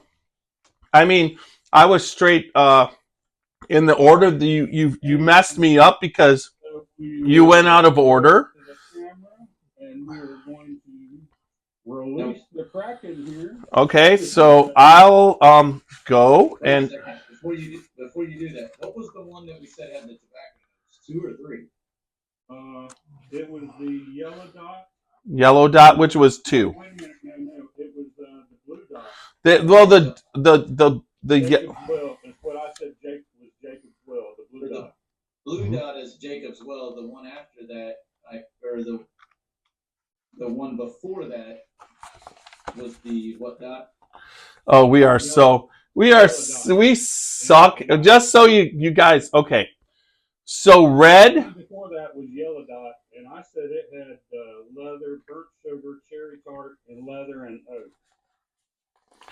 So the red one, which we tasted first, and we both agreed that it was light, and we thought that the red dot was the first one we tasted. Was you said I thought it was the Colonel James B. Bean. That was the red dot. That is correct. Boom. Then the second one Maury? is the yellow. Correct? I think that is Frankfort. No, that is, well, I don't have Frankfurt. Second one was yellow. And we thought it was the Hardins Creek, Clermont. Yep, that is correct. I thought so too. I did not taste that. That's the first time I tasted it, but it had something that I hadn't tasted before. And we also read the notes and it made sense. Now, the green dot, the blue dot was next. And it was our bourbon. It was our bourbon of the year last year. And it was the bourbon. I felt that I liked this one the best because of the creaminess. I actually like the yellow dot. No, yeah, the blue dot. I like the blue dot best. The blue dot is Jacob's Well. Yeah, from last year, our bourbon of the year. And the last one, the green, was the Boston. Now, I do have to say, So I got 4 out of 4, and so did you. I agreed with you. And that is amazing that our palates It's so cool. have. Now, I'm not going to sit here and tell you that the yellow dot with Clermont, the red dot with James B. Beam wasn't obvious because the color gave that away. You're looking at 15-year and 2 17 years next to a 2-year. The color gave it away. Also, too, well, you actually, like I say, if you look like my taste in those, like you can still taste just a little bit of the tannins and stuff left in there that still hadn't filtered out of the barrel and all. And just, I mean, it's still a good blend, So but I mean, a damn good blend. I mean, it tastes really good, and I would buy that off the shelf. the James B. You mean you're talking about the Colonel? The Colonel James B. Bean, the 2-year. To me, So like I say, I was still picking up a little bit of the tannins and a little bit of the ethanol that was still left in there that hadn't had time to filter out yet. but there's a That was shit just my ton. opinion. Now going back and tasting it again, there's a shit ton of honey Oh, that's yeah. there. Oh, There's yeah. a little bit. Honey. Yeah, there's a lot of flavor there. Lots of flavor. So we know that. It's a very, very good pour. So my number one was Jacob's Well. Now we got to determine what's number 2 because Clermont and Boston are side by side right now. I'm going with Clermont. Well, let's let. It's not like we're blinding them, but let's put them side by side with sip here, sip there. My wife is getting me effed up. She did this. Wow. The pours. Did you see the size of these pours? I already started it. See the size of mine? Yeah, she poured them like almost to the bottom of the. What do you think, CT? Don't you think that what's left that they're just wasting us? I think you guys should have drank what was in your glass and put the kitchen back. All right, CT, you taste the Frankfort because I didn't. I like the Frankfurt. Now look at. Now, did you pour the whole thing in your glass, or do you have something left over? Because I got this for you. The Frankfurt? No, this is the Clermont. This is coming down to you. I still have. The Frankfurt, I didn't drink all of it. Okay, so we'll switch off because I'd like to taste it at least. And I know you want to taste the Clermont, right? Yep. No, I'll take care of it. You take care of everybody except when you steal all my bourbon. I got plenty of sample bottles, and like I say, I got 2 of each. Hey, CT, I was able to pull off a deal with somebody for, let's see, 10 greens for a Russell's 13. Pretty good, pretty good deal, hey? Yeah. More like 5 reds. I'm gonna go grab maybe I need to crack my single Rickhouse and drink it real quick. Yeah, but when I get that Russell's 13, you're getting some. Hey, you both could kiss my butt because I drank a 1917. That was awesome. Why are we getting? Why are we? So what the? So how the hell do you explain? So you're like, last night you're like, I'm not sure. I got shit to do, and then at noon you're at goddamn Revival. It's I like had work to do in Cincinnati today, so after I was done, I had a headache and I wanted to get some lunch, and I decided that I was going to get lunch, and then I decided I was going up to Revival. Did you get lunch at the taco place down the street from Revival? Oh, I went to there's another place there I went, and then I picked up my bottle of Four Roses from Revival. What bottle of Four Roses? Single barrel proof, Four Roses barrel pick. What is the OBSO? what? OBSO. Oh, I only like OBS. What is it? OBSK. Only like one or the other. They're all different. No, I only like the OBSK. All the other ones are like harsh. No, OBSK. I have 6 of the barrel proof expressions now, so I'm trying to get all 10. So are you going to do a CT? So you're just going to send us samples and we'll do a 10 yeast strain barrel proofs on one. So I do have the next podcast. You guys waiting? Yeah. I forgot. See, I never did see. Do you have an EH2 with straight rye? Who? Me? Yeah, Who? you. Yes, I do. Okay. Yeah. I've got straight rye, single barrel, and barrel proof. And I don't. I don't have Gone with the Wind or Lost in a Flood or any of those. Or the headwaters. I only have the ones that are actually somewhat obtainable. Yeah. Dorothy and Toto edition is not available. 13th Colony, I've got some samples that I got to get to you guys, and then I'm going to try and contact them and get that double oak. And I'll tell be. you what, that is 13th Colony is really becoming the big hit. Wouldn't it be fun to go there and then head over to because they're out of Virginia, and then head over to the George Washington. To the, or and to the stave. Oh my gosh, where the Greg has all the staves made. That's West Virginia. West Virginia. I ain't going Virginia and West Virginia. Where this is in Virginia. If you're coming to Virginia, then West Virginia is just east. So in other words, you're saying North Carolina and South Carolina. It's just like if you're in North Carolina, you might as well just go to South Carolina. And as much as I appreciate the work he puts into the barrels and the trees, I don't really think that that's going to be real exciting to go stand on a hill and look at trees. Oh, but it will be exciting to see how they make the staves if Greg's down there. Greg has, and then the guy that down there has talked to me many times, and there's 2 guys I know. There's the one he talks to all the time, but then there's another guy, and we talk about the barrels from time to time. But it'll be interesting. Yeah, it would be interesting to go there if Greg was there, but I really want to get to that George Washington distillery. Bill Hockett was there.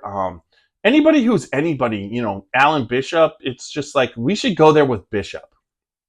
That would be fun. That would be fun. Yeah. The Friday I'll be getting a hold of Amin from Old Louisville. We'll get him set up. He's ready to rock and roll. So you got to do the Frankfort. You got to give me tasting notes and everything. And you're putting it away, aren't you? Or is that Jacob's Well? Jacob's Well. You want tasting notes on the Frankfort? Yeah, I want you to drink it and let me know what you think. I got the book on Frankfort. I'll read it right before he gets ready to taste it here. Yeah. This is you, man. Well, shit at this point, by the way, so it's not. It's gonna taste like caramel and vanilla. How's that? Why is your palate shit? I've had enough to drink. You haven't drank anything on this podcast. Go ahead and empty that bottle. I'll send you a full one. Yeah. It's let's see. What did I have before? Welcome. I had Driftless Glen barrel pick before this. I had. What do you like, Driftless Glen? Yeah, we just did a barrel pick and it was really good. Where did you do the barrel pick? In Wisconsin? Did you go to Wisconsin for it? They sent them and we did the barrel pick and did it. So that bottle's got like a lot of raspberry and cherry fruit flavors, almost like a grape in it even. So I have to drag you to Driftless Glen in Wisconsin? And then we'll go to, there's 2 places. Really have to drag me there because I have no other reason to go there. The other reason to go there is J. Henry. That is a good distillery too, and their shit keeps getting better. Okay, here we go.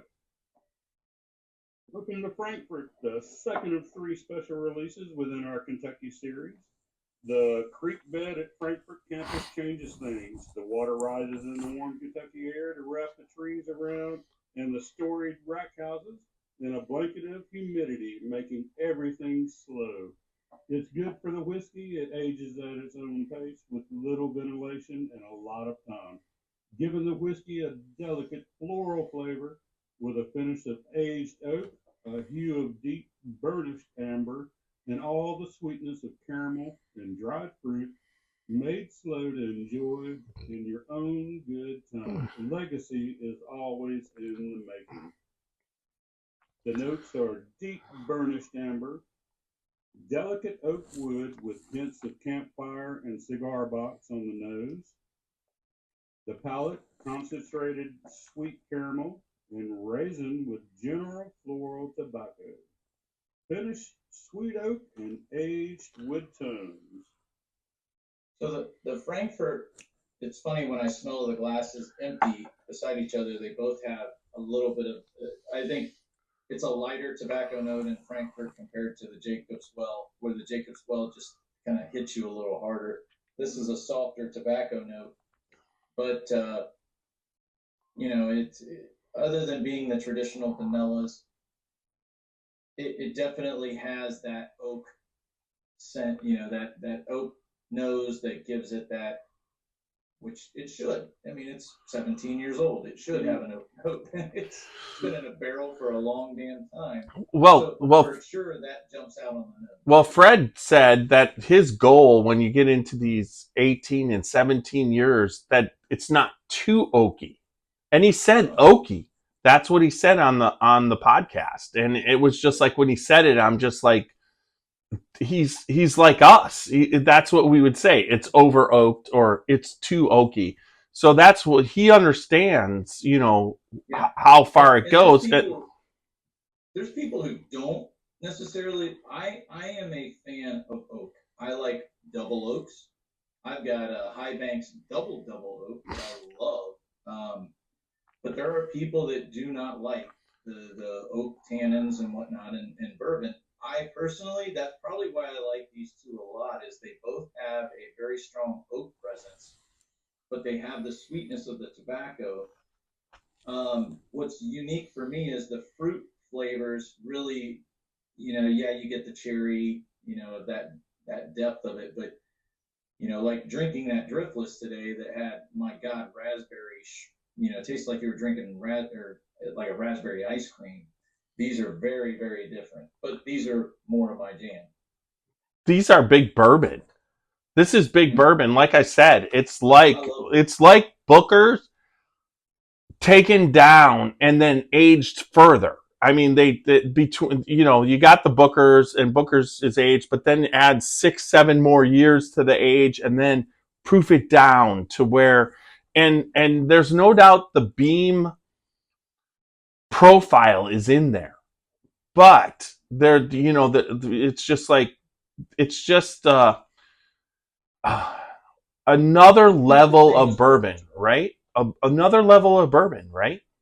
Yeah, because it's definitely not Booker's where you pick up the peanuts so, I shouldn't say easily, but it's more prominent.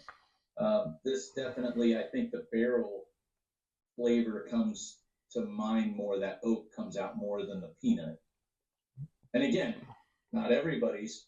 I love it. Personally, those taste, top notch to me. So yeah, I concur with you, CT.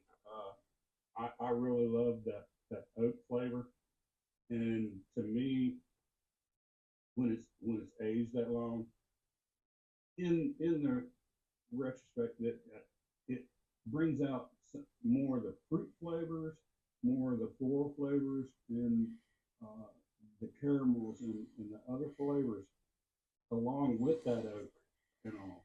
And I mean, it just sort of complements it and the leather too. At that point, you start getting the leather and the tobacco flavors along with it.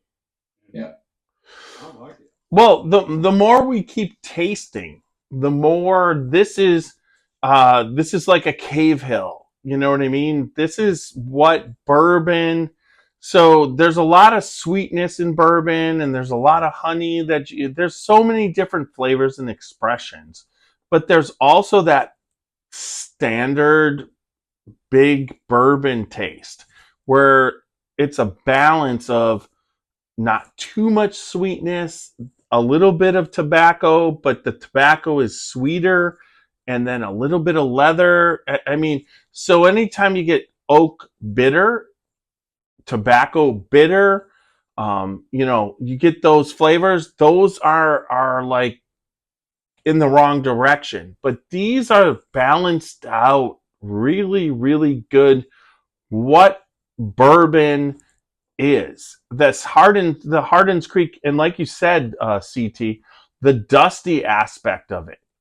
It tastes like the second one, which is the Clermont, has that 1974 Jim Beam flavor out of the decanter. That the decanters at that time, they were just throwing in classic Jim Beam and trying to sell it because it wasn't selling. But that basic dusty flavor is there in that. And then, but once again, so I go with last year's bourbon of the year, which was the Jim Beam Jacob's Well for the Scotchy Bourbon Boys. It still set itself apart from these other ones, but the other expressions are damn good. There's just a creaminess in the Jacob's Well that didn't exist in the other ones, but still, these are big Kentucky bourbons, and you don't get the caramel the way that you always get in these. There's a lot of cherry and other flavors, so the uniqueness is pretty damn good. And so I agree that the uniqueness is how the fruits and the stone fruits and almost a little bit. I didn't get quite as much as the floral as what they talked about in their tasting notes, but I've got a little bit. But mostly the fruits really stood out in these. I mean, you could get the tartness or the sweetness of the stone fruit or and that really stood out more. But it didn't, it wasn't so prominent that it overcame the other flavors. It just balanced it. all right, real quick. So what's the order for you? I mean, we agreed Jacob's Well was one, right? Jacob's Well was one, and I want to say Clermont was number two. I'm gonna have to go with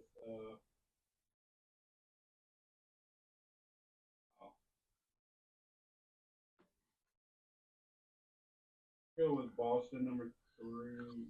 No, I want to go with James B. Beam number three and Boston number four. So this is where palates differ.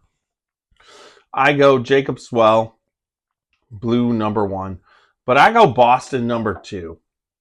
I go Clermont number three and James B. Beam number four. Now, I don't think James B. So when you look at it, okay, so we got number one here, which I've been saving.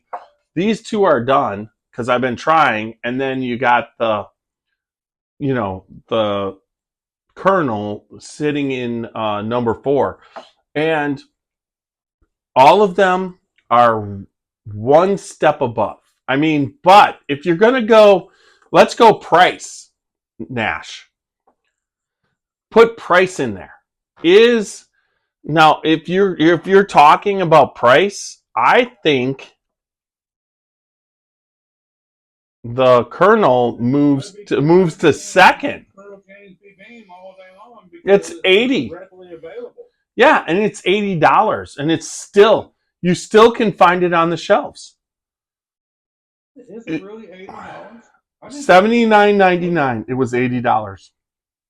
All the other ones were they're all $150 or $60. $150. Excuse me, $159.99. I'm going to go out and look tomorrow because I want to say that. I mean, I think that Colonel James B. Beam is dropped in South Carolina, and I'll be glad to ship you some bottles. No, but for an $80 price point, Yeah. $79.99, which that's what I picked it up for. It is it's right there. I mean, this is rivaling what it's dealing with. You know, it's on, and when you go taste to taste, in my opinion, it's 4.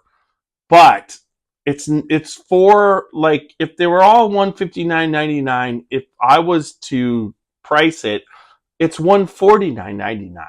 You know, as far as taste. But then you drop it down to $80, and you want a Hardins Creek, you're gonna pick the 70. You can pick that. You can pick it all day long. The other thing, like, so people that are watching that can't get their hands readily on this, you know, within the Jim Beam family, there are other age stated, you know, products. I mean, we've talked about it, you know, different ones that they can pick up. Knob Creek 12, Knob Creek 18. Knob Creek 9. Well, yeah. Well, Knob Creek 9's on the shelf, but this is a 2-year product, and I think this, honestly, it blows Knob Creek away. I love Knob Creek. Knob Creek 18 all over the shelves down here in South Carolina, and I'm seeing it down here in the little wooden square box down here for $149.99.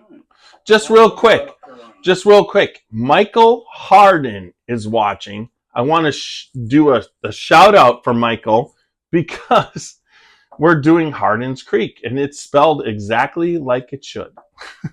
Hardin.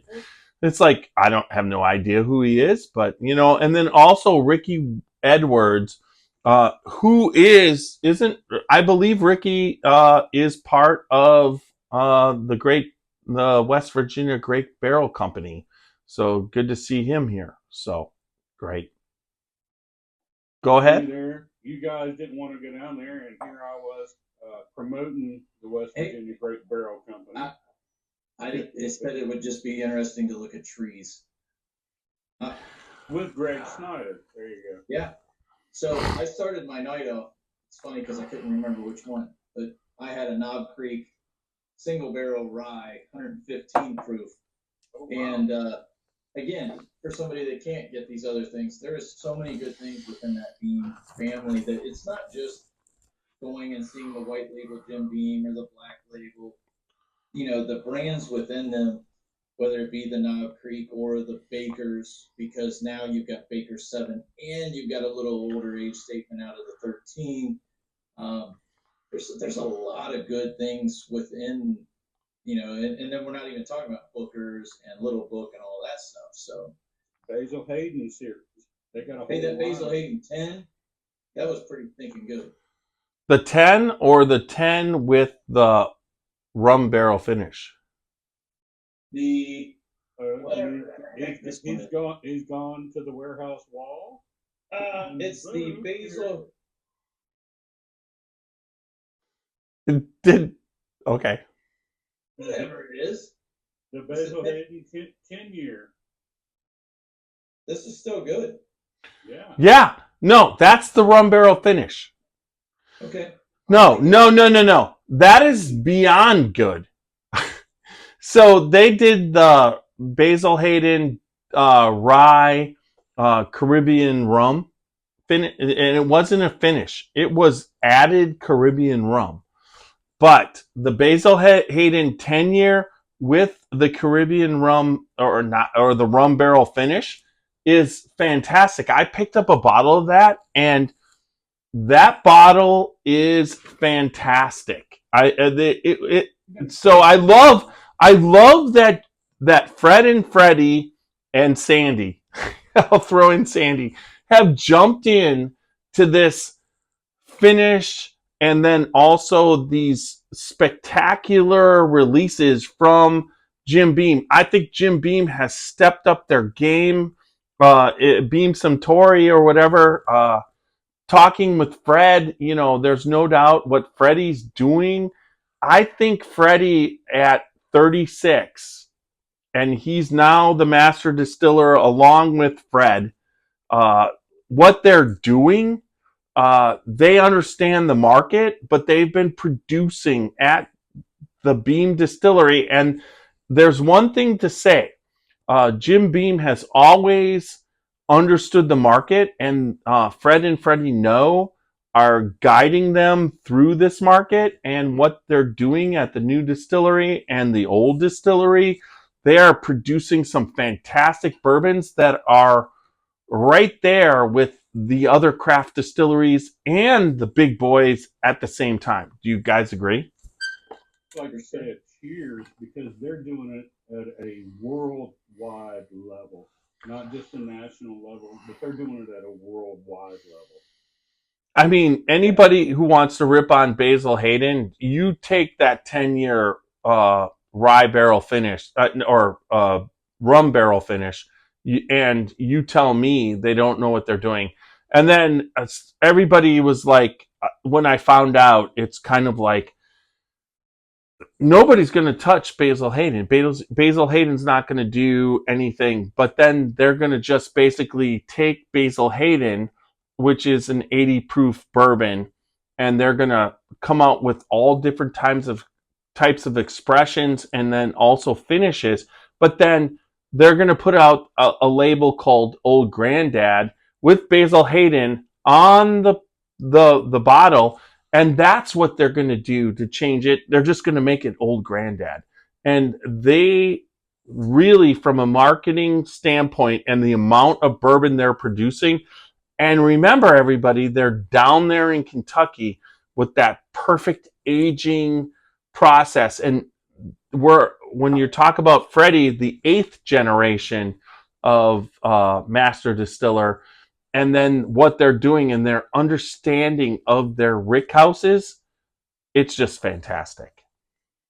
We just proved it tonight that what they're doing and with their experiment of the same mash bill 17 years ago, they barreled these barrels. I mean, bottled these barrels. No, they actually. Thank you, Sherry. Yeah, they barreled them 17 years ago. In 3 different places of their different areas, just to prove that the different areas and the climates and the way the rick houses can change and make the bourbon taste, the flavors come out and we did it blind and just to prove that, and their experiment worked quite wonderful because each one of them was unique in its own different way. Wouldn't you say? Yeah, and I think it's like if you're going out, people are going out and spending because not everybody's going to go out and buy a $159 bottle, especially if you haven't tried it. You don't know what it is. You don't know, if the hype's real. I think that this is one of those that if you see any of the Hardins Creeks and the Tins, whether it's the Clermont, if it's the Jacob's Well, if you're lucky enough to find one, it's a good buy because it's definitely going to be something very unique in your bourbon collection. It's not going to taste like Knob Creek, or it's not going to taste like the Bakers.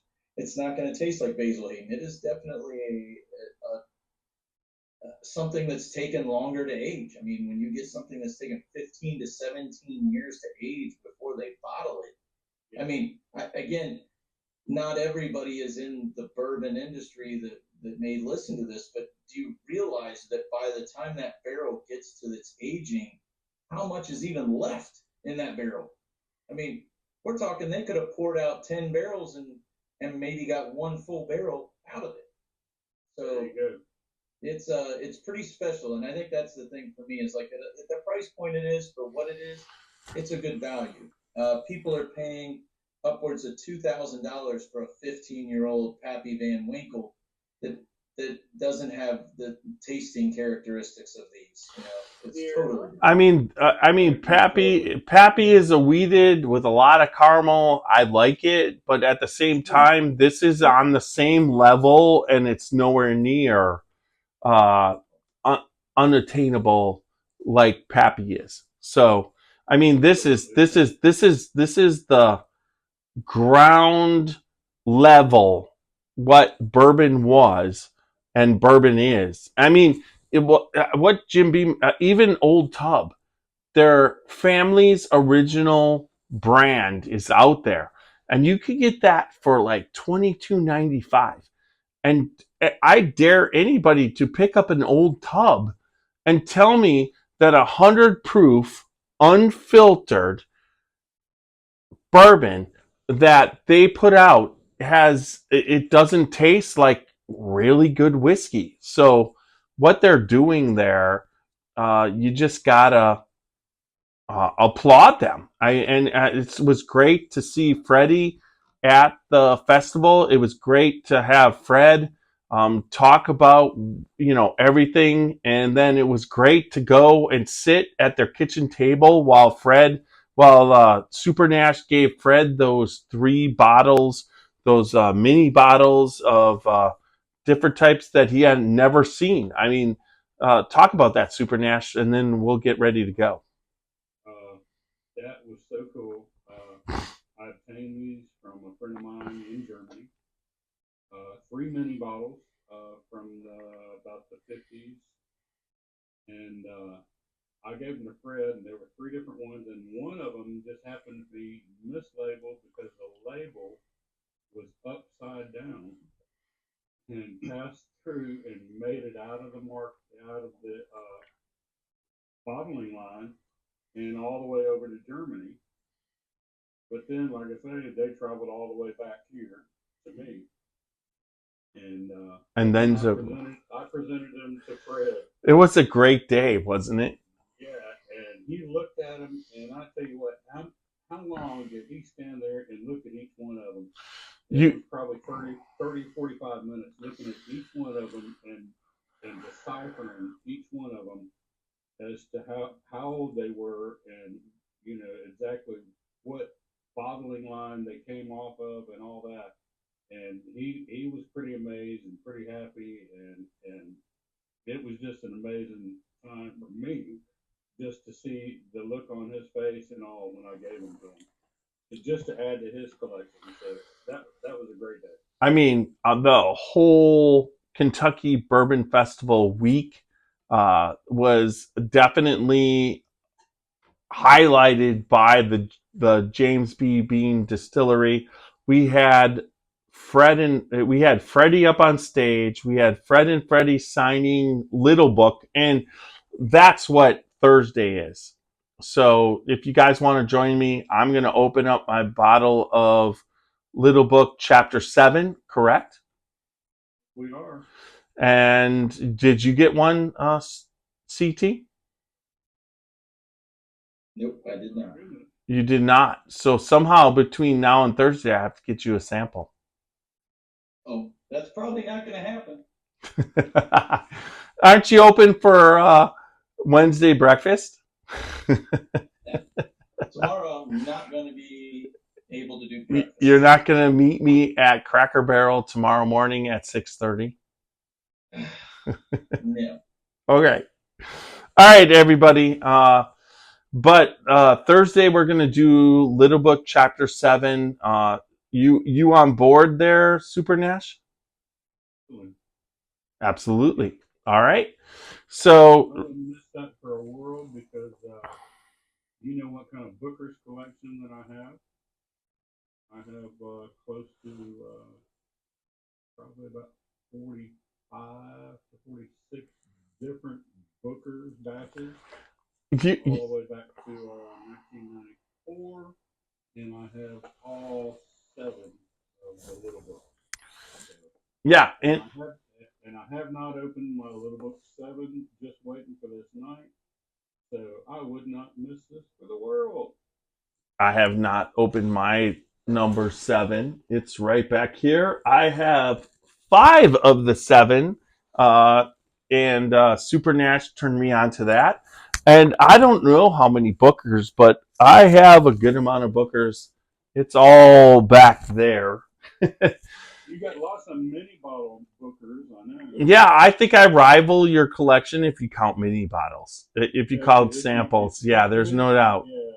Yeah, because I know I sent you up a bunch of samples of the open ones because you know me, when I get a Booker's, I like to open it and taste it and send you a sample. I'm on all Bookers since 2020. There's no doubt. I don't like to miss a batch, and we will be having, once they release batch 4, we will be having a Booker's podcast. Hopefully, CT. Nash gets in on Thursday. Thursday night, we're going to be doing a podcast, and then Friday morning, it starts all over again, and then Friday night's the Christmas party. So if you guys can come up Thursday night, we'll do a Booker's podcast right from here. Any chance we might can get Freddie on Thursday night? Or Fred or Freddie? For the little book. Oh, I don't have. I have. Well, You know his mom. For I could ask Sandy to come on. Yeah, I'll try. I'll reach out to Sandy tomorrow morning. That would be awesome. You need to. 100%. Little Booker to quit bouncing on the trampoline and come in and do a podcast. That was. I mean, sitting there that morning and seeing. That morning, that was cool. I see Little Booker. We saw Little Book, but we had no idea Freddie was over there on his phone. Around the corner. And we're like leaving, and he's like, "Oh, Freddie's on his phone." Yeah, definitely. Well, maybe we can bring him on because I've never had Freddie on, and maybe he could do a Zoom. He'll Zoom in. I'll for just a little while, and I'll hit Sandy up tomorrow morning. 100%. Sandy No is Freddie's mom and Fred's wife, and she she says she has no control, but she has all the control because we all a friend of the Scotchy Bourbon Boys. No, she's the bourbon queen, the true bourbon queen. And we were the first ones to podcast with her. Another thing. So. Yeah, we pulled her on a podcast. She's done some since. Maybe we need to do a podcast with her again too. Yeah. 100%. Been a while. All right, everybody, let's wrap this up. Remember www.scotchybourbonboys.com for everything Scotchy Bourbon Boys. We have Glencairns. Right now there is Scotchy Bourbon Balls. So anybody interested, contact me for that. We'll send them out. We're shipping. We've got those. We're in the process of making the next batch, but they're still talking about the chocolate edible, creamy edible bourbon. Sweaty balls. The shred. You guys are going to be getting 9-packs soon, so don't worry about that. And then the sweaty ones. Yes. I'll make sure the white chocolate's gone from your pack. I mean, who doesn't like white chocolate? 3 white chocolates and 6 chocolates, and he just throws a fit every time. So anyways. It's fake. It's fake news. No, it's not. It's not fake. It's fake. Why is it any different than chocolate? Bleached chocolate. It's not the same. No, it's not even chocolate. It's just white chocolate. No, one of my favorite tastes in the world. My wife is extra. Hey, CT. Chocolate ice cream cone or vanilla ice cream cone? Chocolate. And I'm going to go vanilla all day. That was so boring and bland. No. You probably drink water just like water. Just drink water. Wait.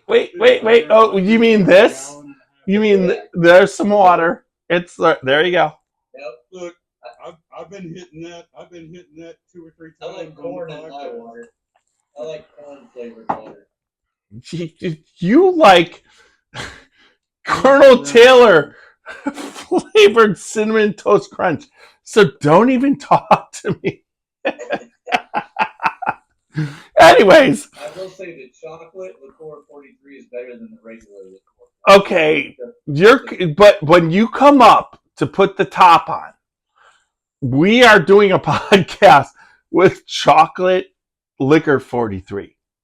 We're doing it with the barrel pick, What barrel pick? the Elijah Craig. Keep selling, guys, because Yeah, I'd like to put a plug in. If anybody, put it in. we got a barrel pick that we did for Elijah Craig, and it's barrel proof, and it is honey bomb. Yeah, it's got all the goodness of Elijah Craig barrel proofs, but it has a honey note that just gives it a little different kick than what you're used to. And it also supplements with a corn pop It works. Yeah, thing that eliminates some of the pepper spice that you get on some of the Elijah Craig. So it's fantastic, and I want to say a shout out to Greg Schneider. I started out with Red Stave, Greg. I just want to let you know that because he's watching. if I'm not mistaken, it's like 120.4 proof. 7. 22. 9 year. Right, get your shit right. It turned 9 years right now, and they haven't told me it's been dumped yet. So we got to 9 years. No, 10 years. It was Like 9 Greg years Hines. and 8. It was 9 years and 8 months. No, it was 8 years and 9 months. It went. We did not get to 10 years. I wish we did. Okay. Don't jump that. Don't jump that gun. Don't be so. I think it's a 15. Anyway. If you're gonna go with that, it's 15 years. It's a barrel pick. You can check the podcast out or the reel that he put up. So check it out. Yep, And if good one. you want to get in on it, you can contact Jeffrey Mueller. Tiny. And get a coupon. And if you don't want to get on it, you just don't like bourbon, so I'm not sure why you're watching this. Exactly. And Jeffrey Mueller, you mean Tiny? Who's Jeffrey Mueller? All right, so everybody, Alias. let me get this ready. I'm gonna get this ready because this I can do. You can't hear it anyway, so I've got this new speaker, and we're gonna go to email. There it is. Remember, everybody, good bourbon equals good times and good friends like CT and Super Nash, which I met because of bourbon. And remember, drink Tiny. responsibly and don't drink and drive, but live your life dangerously. Absolutely. Little Live your life. Little Steve-O's going to take us out. All right, let's turn that up. So I got this 20-watt speaker happening right here. Can you hear that? Oh, show me the way to the next whiskey bar. Oh, don't ask why. Oh, don't ask why. Show me the way to the next whiskey bar. Oh, don't ask why. Oh, don't ask why. For if we don't find the next whiskey bar, I tell you we must die. I tell you we must die. I tell you we must die. All right, there we're off the audio. Good job. We're still on YouTube and Facebook. All right, I'm going to first start saving this. Good job, guys. I really think that we were able to. At first, we were a little bit sporadic, but then all of a sudden, we were letting each other talk. So I think. Do you agree? You finally just like You didn't hear me, did you? You put a little lock nut on the wheels there and let us jump in. Did I honestly? I hope I did. I think that's the way to go because the YouTube had the screen that would pick up the one that was talking. Plus, I was back here, so my computer does it. It lights up a little green around the square each time the person's talking. Yeah, but I put it on. Normally, it would pick that up, but it would just be all three of us there. In this case, it was putting us. It would, because the monitor is there. The person talking was the one that YouTube could see. Okay.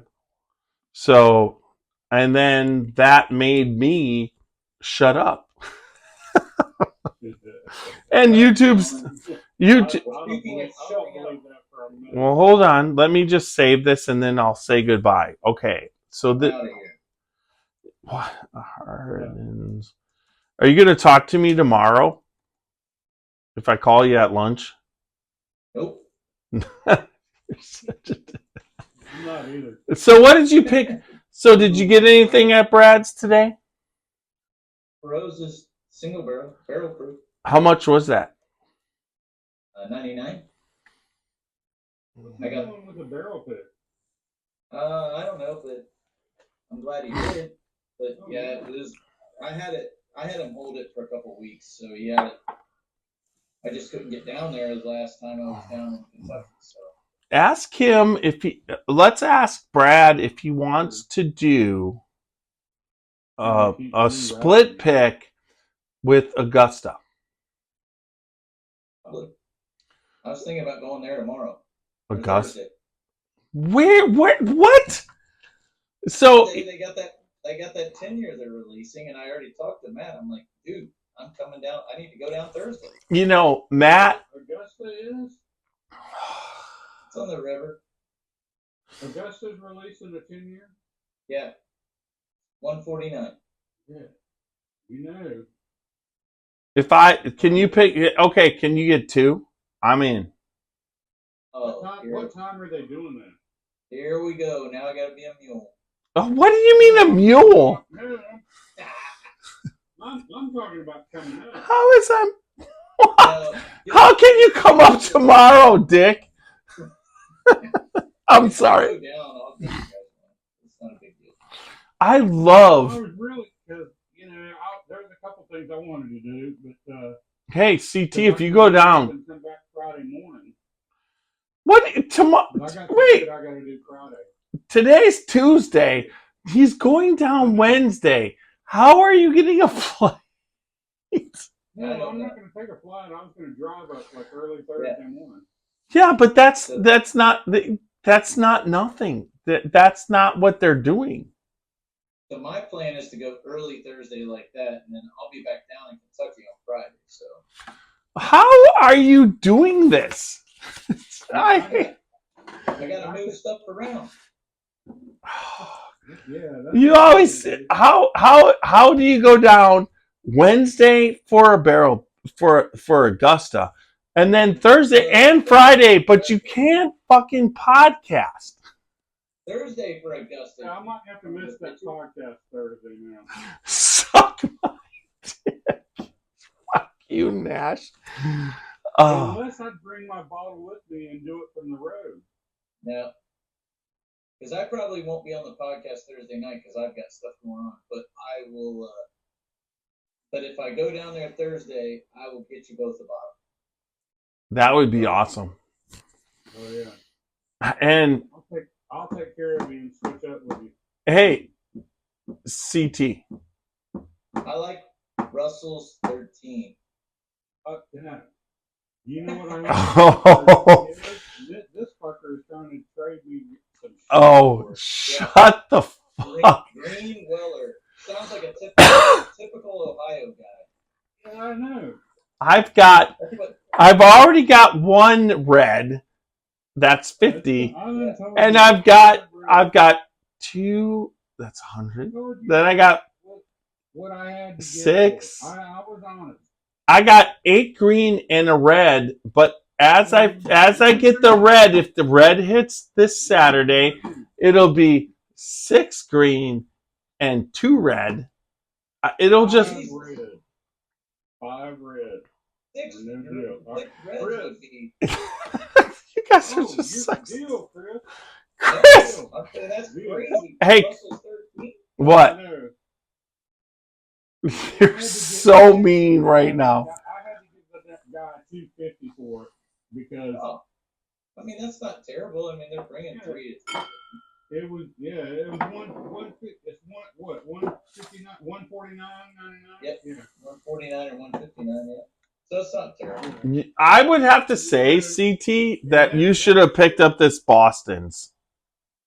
Hey, He wanted 325, and it's like, no way. I said, like, it's not for me, and it's like, I need this for a deal. And so it's like, you come back at me, and it's like, We're still live on Facebook like, and on YouTube. And cheers, because I'm drinking this Boston's. Look at this. we made a deal. Can you see that? That is the Glencairn from the Kentucky Bourbon Festival. Look at that. So there's this Glencairn from the Kentucky Bourbon Festival. Supposedly, what? we got one. It's the rocks glass, not a Glencairn. No, this is the Glencairn Rocks glass from the Kentucky Bourbon. That's the crystal rocks glass. Right, but I want to show you. Look at that pattern, right? So for $6.50 for $12, I went to Home Goods. I want to show you this. Let's see. Where is it?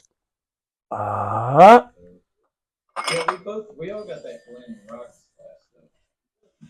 Yeah, you did. But look what the Home Goods Rocks glass came across for $2.50 a piece. So Does it have the same? it's like the Glencairn's that. Can you see that?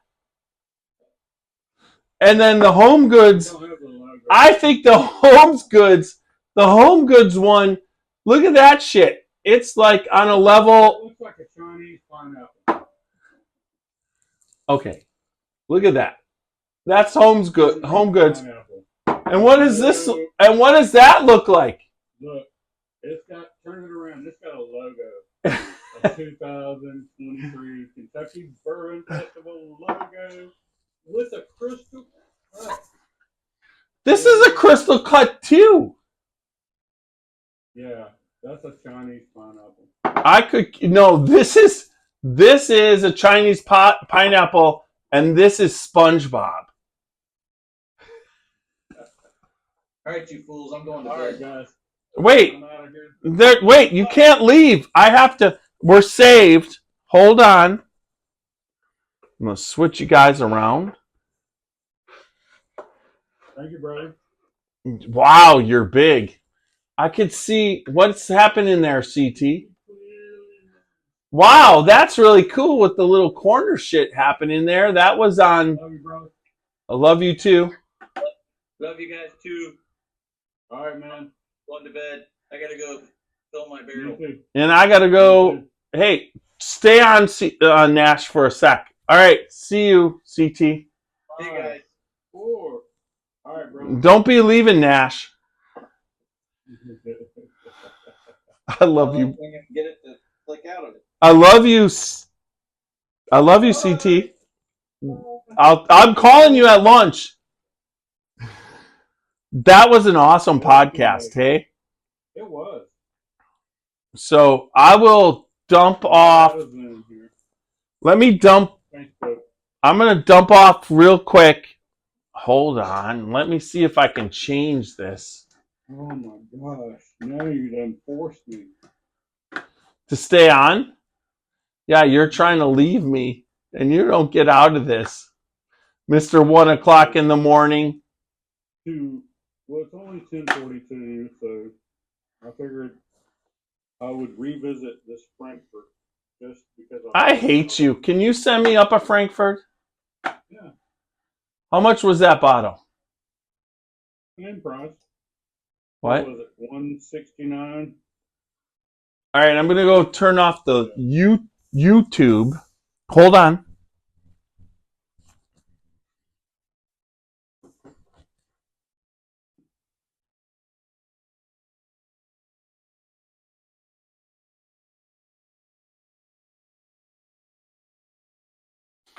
I have no idea how to turn it off. You need another pour of the Frankfort and the Clermont.